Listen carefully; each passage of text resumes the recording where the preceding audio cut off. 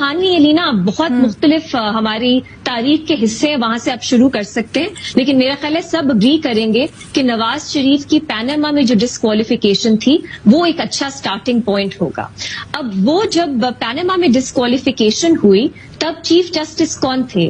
ثاقب نثار تھے۔ انہوں نے بینچ بنایا۔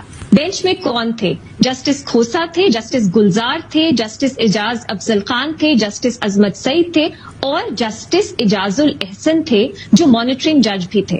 اس کے بعد جب نیاب عدالتوں میں کیسز چل رہے تھے تو اس میں ثاقب نثار صاحب بھی دیکھ رہے تھے کہ جلد فیصلہ آئے، تو وہ انوالو تھے اس پورے معاملے میں، اور جسٹس اعجاز الاحسن جو تھے وہ مانیٹرنگ جج تھے۔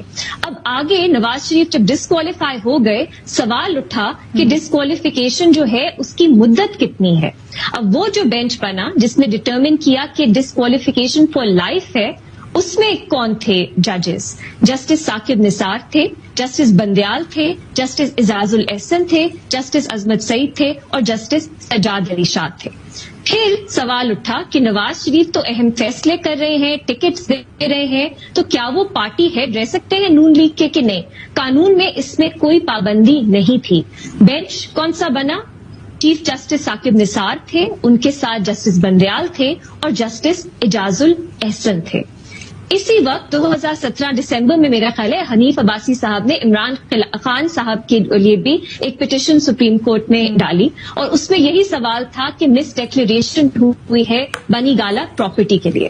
اب اس میں بینچ کون بنا لینا آپ گیس کر سکتی ہیں؟ Justice Saqib Nisar chief justice تھے، جسٹس بندیال تھے اور ان کے ساتھ جسٹس فیصل عرب تھے۔ میں آپ کو تھوڑا اور آپ کا ٹائم لینا چاہوں گی کیونکہ کچھ لوگ ہیں ان کی تاریخ پچھلے سال سے شروع ہوتی ہے یا اس سال سے شروع ہوتی ہے، میری تاریخ جو ہے وہ تھوڑی پہلے جاتی ہے۔ آگے کیا ہوا؟ اب جو ایک بہت کنٹروورسی ہے کہ کس کی پاور ہے کہ وہ سو موٹو لے سپریم کورٹ میں۔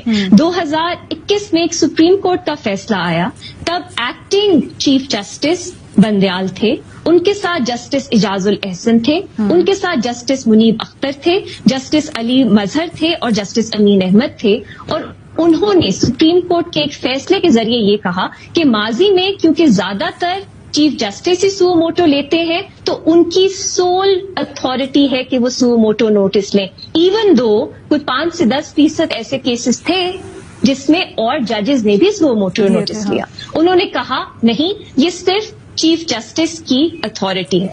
آگے آ جائیے، اب ڈیم فنڈ بھی بنا تھا، ڈیم فنڈ میں چیف جسٹس ثاقب نثار کا نام تو بہت آتا ہے، ان کے ساتھ الینا 4 ممبر بینچ تھا، جسٹس بندیال تھے، جسٹس اعجاز الاحسن تھے اور جسٹس منیب اختر تھے۔ یہ جو بینچ تھا اس نے یہ فیصلہ کیا ڈیم فنڈ کا، اور بعد میں عمران خان صاحب کا بھی نام اس کے ساتھ جڑ گیا۔ پھر الینا ووٹ آف نو کانفیڈنس کی ججمنٹ آتی ہے، اس میں بھی چیف جسٹس بندیال تھے، جسٹس اعجاز الاحسن تھے، جسٹس منیب اختر تھے، جسٹس میاں کیل اور مندوکیل تھے۔ یہ ایک یونانیمس ججمنٹ تھی۔ اس کے بعد ہم نے دیکھا پی ٹی آئی کا جو دھرنا تھا اس پہ ایک پٹیشن گئی کہ ان کو الاؤ کیا جائے، ان کو فیسیلیٹیٹ کیا جائے۔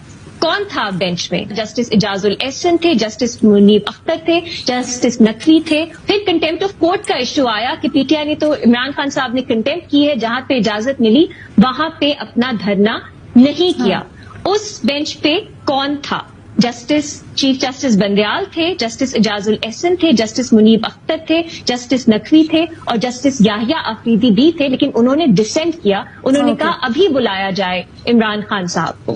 الینا بہت سے اور فیصلے ہیں۔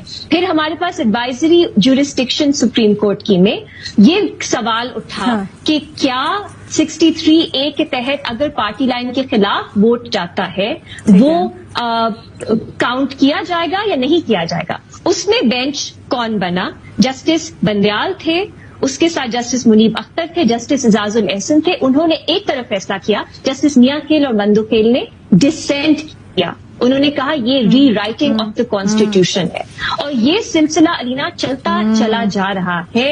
اب بھی ہم دیکھتے ہیں وہی بینچز بنتے ہیں، وہی لوگ ہیں جن کے نام آپ کو 2017 سے اب تک تسلسل سے نظر آتے ہیں، اور الینا بہت سے ججز ہیں جو 2014-15 سے سپریم کورٹ میں ہیں، وہ ہمیں نظر ہی نہیں آتے۔